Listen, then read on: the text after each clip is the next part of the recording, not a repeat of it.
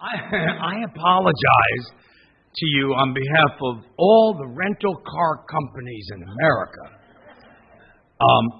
My car is in the shop, and they said, we're going to give you a car so that while we fix your car. That's so nice of you. Maybe. It didn't work. It kept going and then stopping.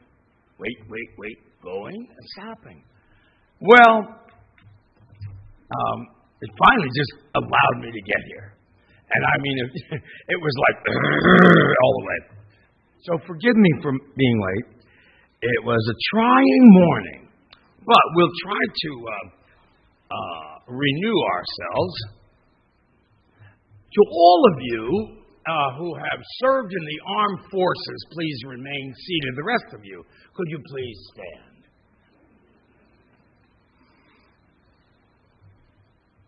To those of you who have served in the armed services, on behalf of a grateful nation and the President of the United States, I would like to thank you sincerely for your service.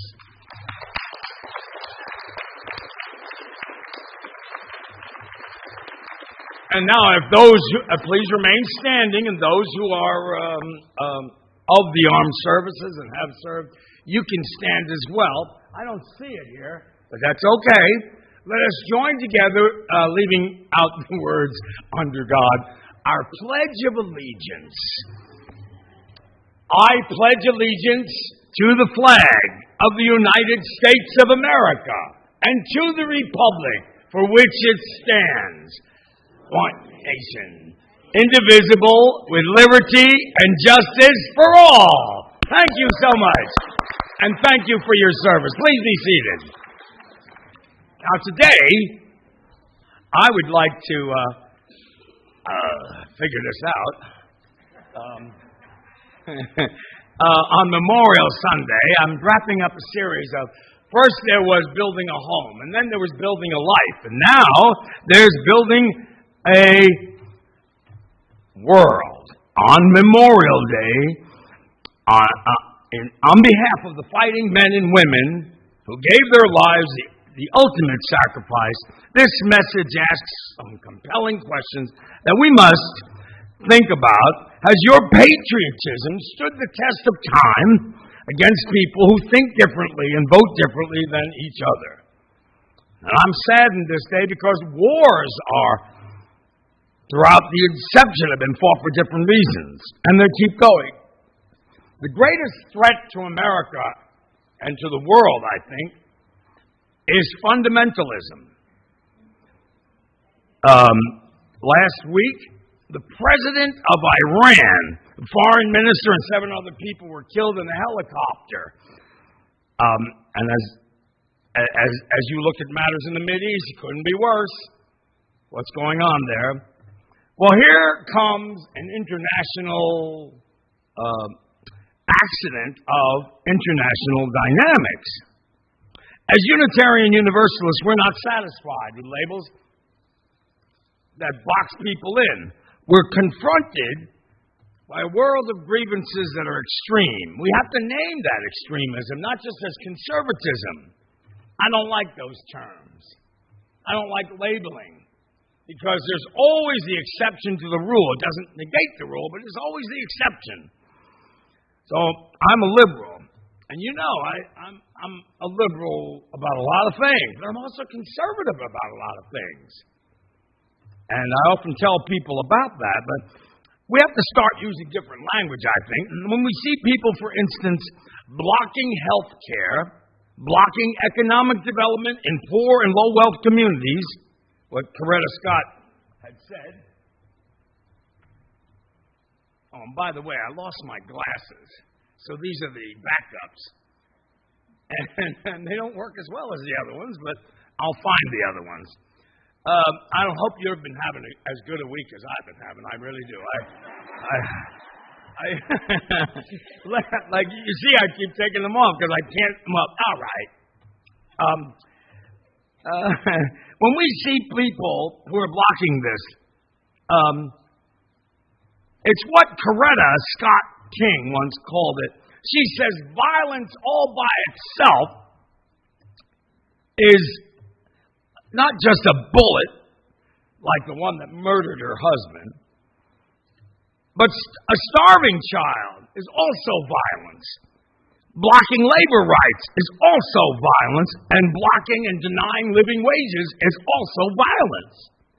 And as I tried to say last week, we need to understand Memorial Day is a day we make recognition of heroes and identify our national roots. What we've been through and what is to be our future. Well, what exactly does that say to us? The forces of extremism had to turn back the playbook way back in the 60s. Not only have a physical insurrection on January 6th, but keep trying to have political insurrection to undermine our democracy. But if they had to turn back the way of doing things the way we saw we did in the 60s, it's not because we're weak. It's because we're strong. And they have to lie, make up stories that are fraudulent. It's not because we're weak, it's because we're strong. And we have to, if they have to gerrymander the voting districts and fight tooth and nail to find people who would block something as simple as a Build Back Better plan and argue that we don't have the money when we spend $21 trillion in the war economy since 9/11, in war and militarization of our communities and our borders. But when people have to go to that level of distortion and delusion and other kinds of supremacy, holding on to systemic racism, poverty and ecological devastation, denial of health care, underfunding of our children, the war economy, and false middle moral narratives, well, then that doesn't say they're strong. It says they're weak.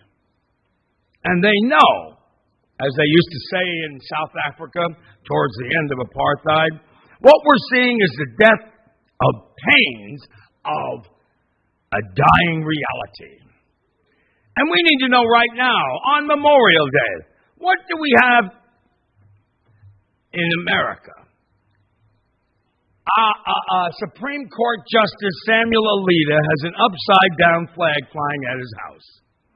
He and Clarence Thomas are members of the Supreme Court, and they're being investigated for taking expensive gifts from somebody.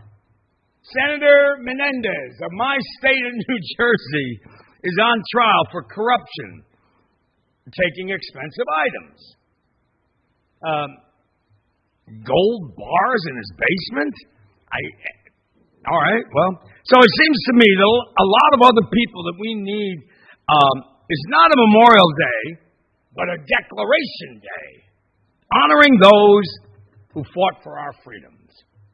We got to build a world of poor people specifically, and I'm talking about the population of the world yearning to climb up out of hell and know what justice can be. We can help because we know how to fight and we know how to win. These low-wealth impacted people of every race, creed, and color must speak, not because people claiming to speak for the poor seem to know them. We need to hear from the poor people themselves, turning this nation's ears into eyes, making them see the faces of other Americans and turning hearts, the moral focus and the agenda and the narrative of the nation. Yeah, I firmly believe, like Dr. King and people in the movement believe, we could overcome anything in society if we were together. And there's no time to waste. Democracy versus becoming a more civil oligarchy, which turns to an autocracy, is the battle of our time. We must escalate nonviolent moral struggle for people who for decades could not speak for themselves. I'm thinking of my mother. My mother was on welfare for 20 years. And every so often the social worker would show up and say, Mrs. Copas, I'll have a cup of coffee. You keep a clean house. I wouldn't do that in all homes that I visit. I'll never forget her saying that. And we must escalate the nonviolent moral struggle for people. It's time to make ending poverty a top legislative agenda. Memorial Day can be the turning point. We can't accept the bottom poor among us to live in poverty, low wealth. We can't accept millions of people that don't have health care. We can't accept resegregation of our public schools in a way greater than it was in the 70s. We cannot accept the outright attack of fundamentals of our democracy. And there's three structures I'm talking about. Voting, the infrastructure of our daily lives, which is education and wages, and health care and housing and other things, immigration reform. And we must protect the infrastructure of our bridges and our buildings and all kinds of things that ensure that the improved conditions for 140 million people that were passed over during the pandemic become legislation that is passed permanently and invest in the poor communities, that it can change their reality. But we must expand it. We must pay attention to it. There are lots of people who said, "Oh, you're not going to talk about that again, are you?" Yeah, I suppose I am. I suppose I am. We must guarantee income expansion. That means raising the minimum wage. It's not rocket science. And I'm not an economist, but it seems to me if you give people a little more money for their work, they're going to buy a rug or a refrigerator or a couch. They're going to pay for their kids' sneakers. They're going to buy medicines. They're going to get a decent place to live, and they will have some money in reserve so they might be able to counter an emergency. It's not rocket science. We must guarantee this. We need moratoriums on evictions. I remember watching a TV show of a man who his only job was to evict people. On Christmas Day, he was evicting somebody. And they followed him all the way through. On Christmas Day, kicking people out, taking the Christmas tree out. Because in this country, people have equal protections under the law under the 14th Amendment, not just citizens. It's time. It's time that we use the power of deficit spending to invest and meet the pressing needs of these people. And we can no longer allow politicians to be slaves of corporations and the greedy. And we must have a conscience that they don't have to serve humanity. I don't know, did you see all those people there at the trial? Not one word for that woman. But they were all there dressed in their blue suits and white shirts and red ties. Each one of them. Why? Because they want to be on the ticket. Expert economists openly have said, we got a problem in America. It's called our conscience. What is that problem? It's the problem of not realizing how interrelated we are. It's time to guarantee quality health care for all through the expansion of Medicaid and Medicare and enacting universal health care with a single-payer option. The very thing that every senator and congressperson gets just because they were elected, they get it. Why can't we get it? I think. Go ahead. Yeah. We got to guarantee safe and quality housing for everybody. We got to guarantee safe and quality water for everybody. Where you could buy unleaded gas, but you can't drink for free unleaded water.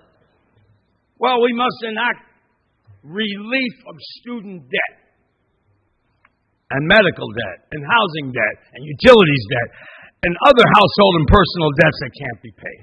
We must in some way give relief to that. We must enact comprehensive and immigration reform that demilitarizes the southern border. And immigration enforcement repeals mandatory detentions and deportations, child detentions, and worse, family separations. And instead, we must reunite families and ensure regular, timely access to legal documentation and residence. We must expand eligibility for public welfare programs to include immigrants who give so much to this country. And we must ensure the rights of our indigenous people who have been cheated, mistreated, and overlooked. The Native Americans in this country, including the land that they have, we must try to block drilling on their lands and destroy their sacred cemeteries. Yes, on Memorial Day, I don't want to just eat a hot dog and watch a parade, as fine as those things are. We know time's running out. We must remind America of the fierce urgency of now, as Dr. King said, now, by boldly facing climate reality and climate issues and create jobs accordingly. We must end unjust mass incarceration and violent policing based on the demands of grassroots organizations and communities who are the most egregiously impacted. We must look at it for all of it. African Americans may be, percentage-wise, their target, but it also must bring to it the power that we can do something to stop it. And we must block politicians whose greed and money are trying to kill and murder the hope and possibility of our democracy.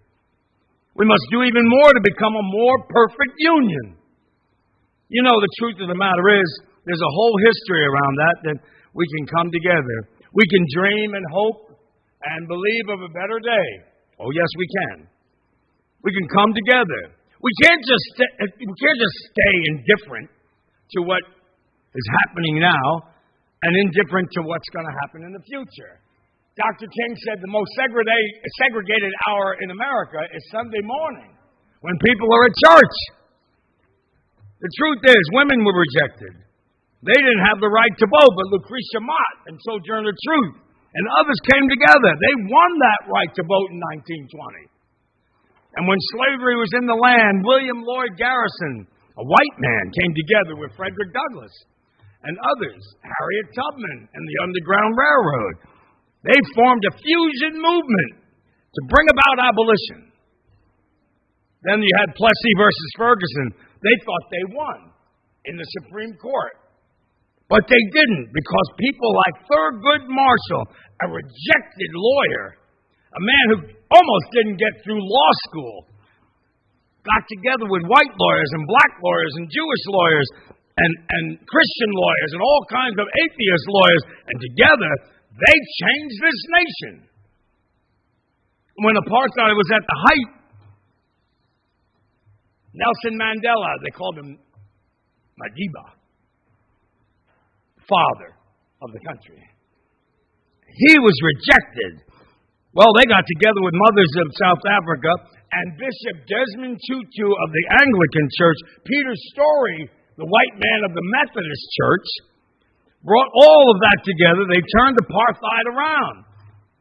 Turning around, they came together, and they all came from the position of being rejected. And we're the rejected of our time, if you have any thought about that. We're the rejected, every race and color and creed that you think of.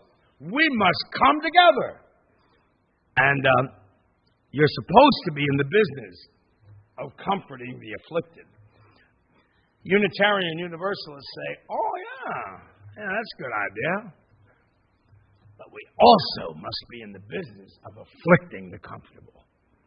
We're also supposed to do that as well. I'm afraid for my nation. The rejected must lead. We must be with them there. And somebody told me, they wrote a really long text last night, about 1:30 in the morning, saying that they were beaten and abused when they were non-violently protesting. And I began to think about that, and you think of all the years, it's still going on. It's still happening. Caring for the poor, fighting for a living wage, demanding health care for everybody.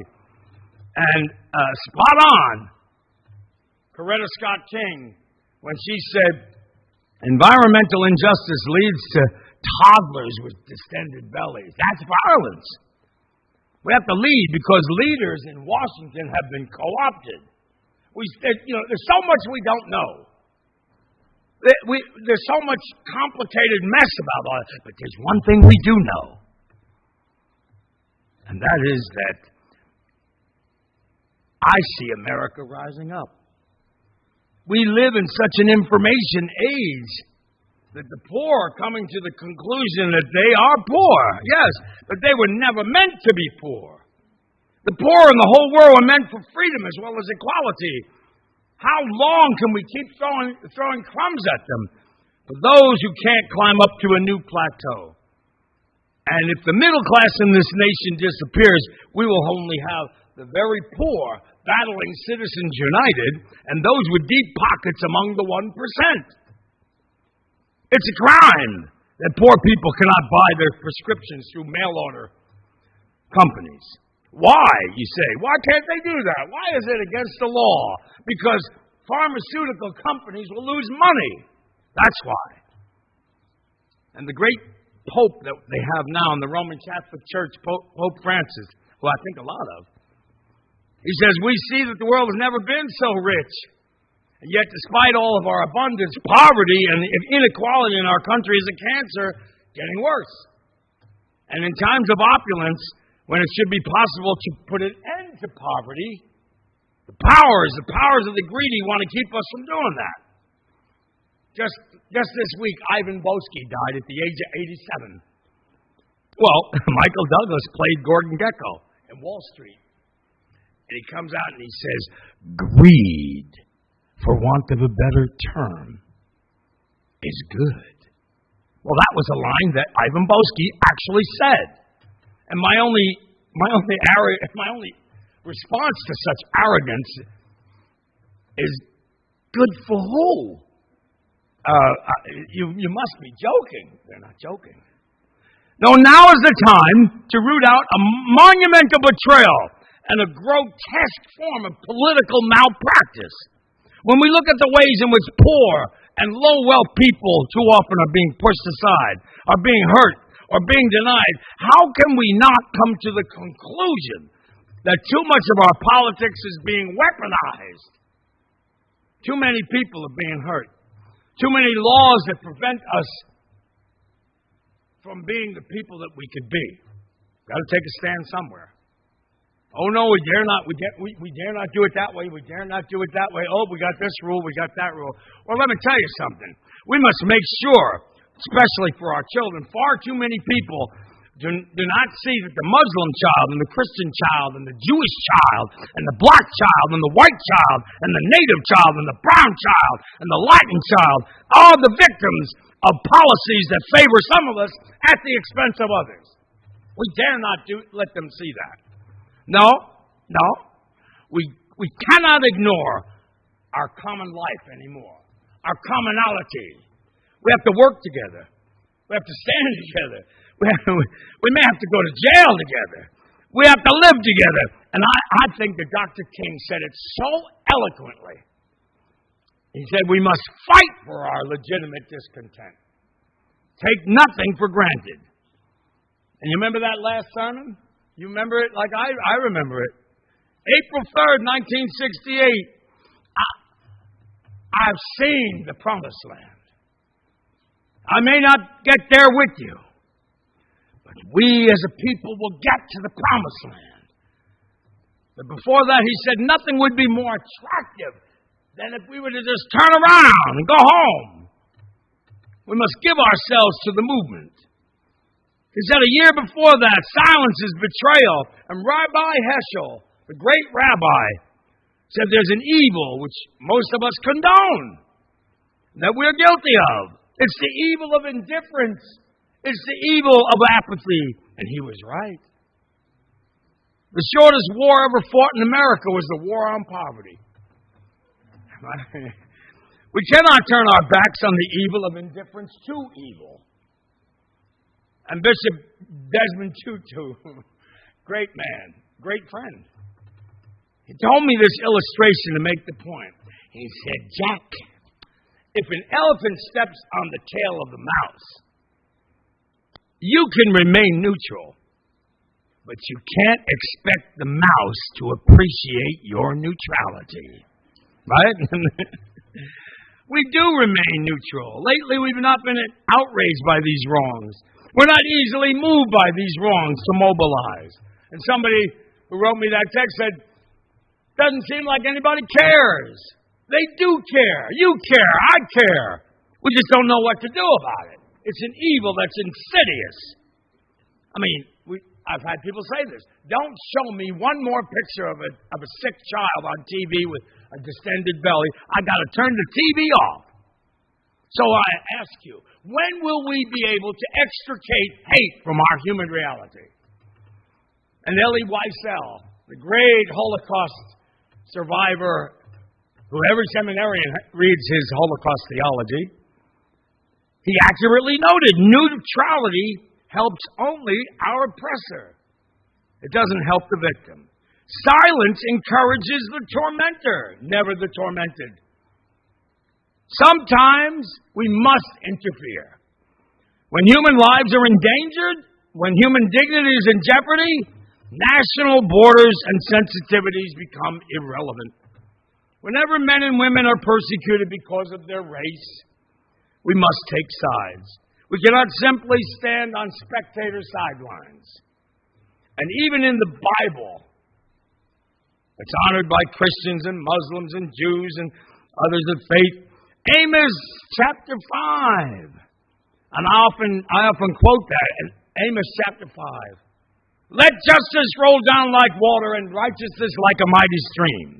We Universalists, Unitarian Universalists, are called to challenge injustice everywhere, to challenge lying, to challenge mistreatment of the poor, to challenge how people have been rejected. Why? Because this violence and this injustice is epidemic and getting worse. Some people have literally given up and said, what's the use?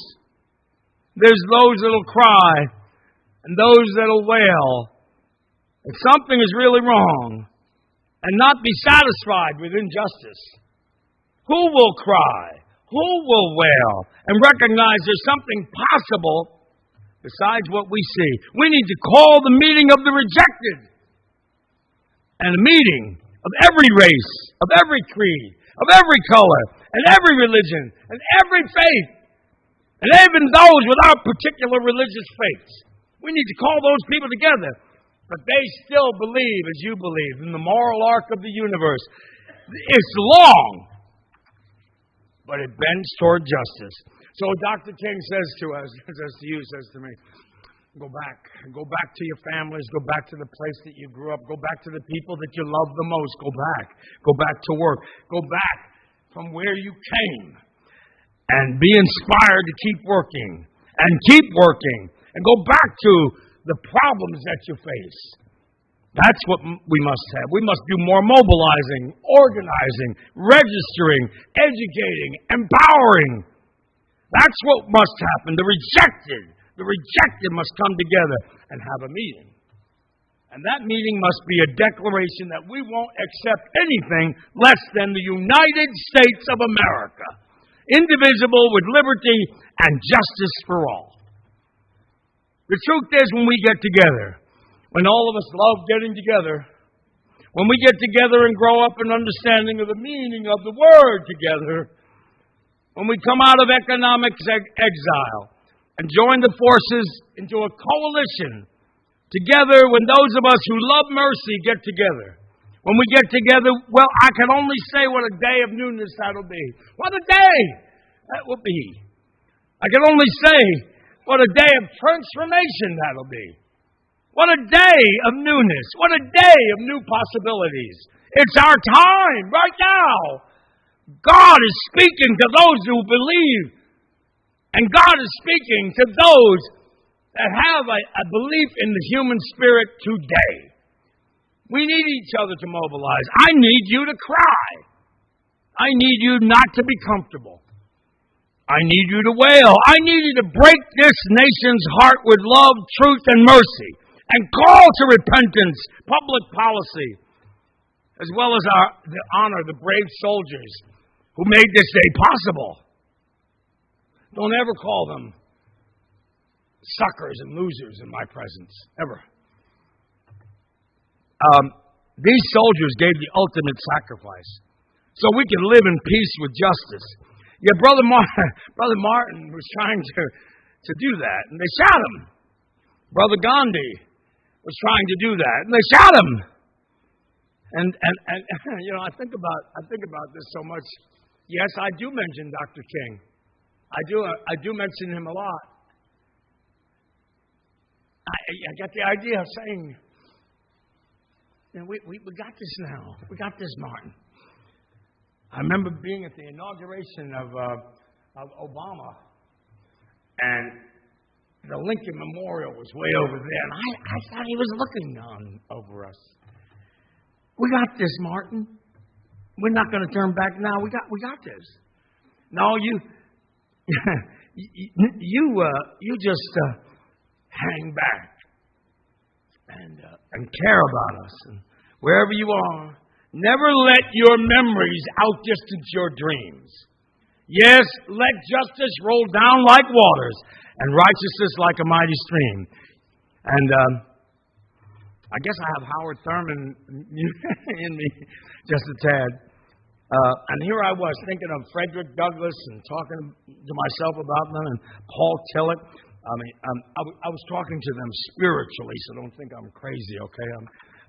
I was just thinking about their words, and I began to, as I was breathing in the midst of all that, I'm not better than anybody else who caught COVID. I'm sure I've been around it. I know people who were good people, who were faithful, who died from it. Why am I still breathing? In that moment of deep reflection, we're afraid of offending somebody if we raise the questions. We raise the wrong questions. That's like asking the question, why were you born? Or why are you still here? You can never really answer the question because it's so wrapped up in grace and mercy and decisions that you had nothing to do with. Maybe the right question we ought to be asking is, in the realm of human spirituality, what are you going to do with the breath you have left? The issue is not why are you still breathing. The issue is, the fact of the matter is that breath anyone takes is too precious to waste. The only thing you ought to be using your breath to do is to breathe in some more love, breathe some more justice, breathe some more righteousness, and breathe some more trust. You ought to be using your breath to resuscitate. Resuscitate those who have let their sustaining breath in the middle of battle become fatigued. You ought to use that. You ought to use that breath to resuscitate a call to love and mercy and grace. And I promise you, if you do that, you'll hear the words, well done. Yes, well done, good and faithful servant. Don't waste a bit of it on things that don't matter. Nobody said that building a world is easy. So with whatever breath you have, with every step you take, use it. Use it for justice and mercy and love. Because anything else is totally a waste of precious breath. Thank you, my Lord.